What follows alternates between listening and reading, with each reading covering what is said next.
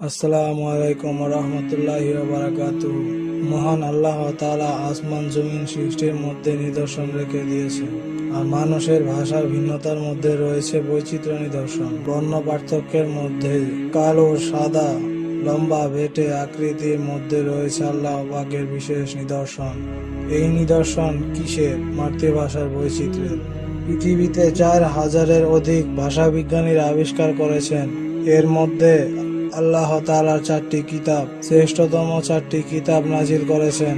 তাওরাত ইব্রানি ভাষায়, জাবুর ইউনানি ভাষায়, ইনজিল সুরিয়ানি ভাষায়, সর্বশ্রেষ্ঠ আসমানি কিতাব আল কোরআন আরবি ভাষায়। আমরা কি জানি কখন থেকে এই ভাষার বৈচিত্র্য সৃষ্টি হয়েছে?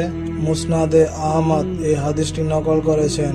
হযরত নূহ আলাইহিস সালামের সময় আল্লাহ পাকের হুকুমে নূহ আলাইহিস সালাম তার কওমের লোকেদের নিয়ে একটি ময়দানে একত্রিত হয়েছিলেন। আল্লাহ পাকের অশেষ কুদরতে এই ময়দানটি অন্ধকারাচ্ছন্ন হয়ে যায়, আলো সরে যায়, কেউ কাউকে দেখতে পাচ্ছে না, কেউ কারো কথা শুনতে পাচ্ছে না। এমন সময় হুকুম এলো, যার যেদিকে ইচ্ছা সেদিকে ঘুরে দাঁড়াতে পারো। উপস্থিত লোকেরা ইচ্ছা মতো ডানে বামে ঘুরে গেল। দীর্ঘ সময় অন্ধকার থাকলো। আল্লাহ পাকের মহান কুদরত অন্ধকার দূর করে দিল। এখন একজন আরেকজনকে দেখছে, কথা বলছে, কিন্তু আগের মতো ভাষা নেই। যারা ডান দিকে ঘুরেছিল তাদের ভাষা একরকম, যারা বাঁ দিকে ঘুরেছিল তাদের ভাষা অন্যরকম, যারা পেছনে ঘুরেছিল তাদের ভাষা অন্যরকম, যারা সামনে ঘুরেছিল তাদের ভাষা অন্যরকম।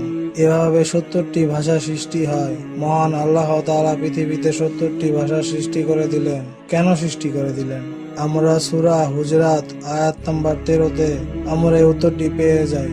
আল্লাহ বলেন, হে মানুষ, আমি তোমাদেরকে সৃষ্টি করেছি এক পুরুষ ও এক নারী হতে। পরে তোমাদেরকে বিভক্ত করেছি বিভিন্ন জাতি ও গোত্রে, যাতে তোমরা একে অপরের সাথে পরিচিত হতে পারো। পরস্পরের পরিচিতি ও চেনার জন্য জাতি এবং বর্ণের পার্থক্য সৃষ্টি হয়েছে, ভাষা সৃষ্টি হয়েছে। আল্লাহ পাক ভাষার পার্থক্য, জাতি গোত্রের বর্ণভেদকে মর্যাদার প্রতীক করেননি, বরং মর্যাদার প্রতীক করেছেন যে আল্লাহ ভীরু, যে বেশি পরেজগার, সে সবচেয়ে বেশি সম্মানিত। বিদায় হজের ভাষণে আল্লাহর রাসূল সাল্লাল্লাহু আলাইহি ওয়াসাল্লাম বলেন, আরবের উপর অনারবের শ্রেষ্ঠত্ব নেই, ঠিক তেমনি অনারবের উপর আরবের কোনো শ্রেষ্ঠত্ব নেই।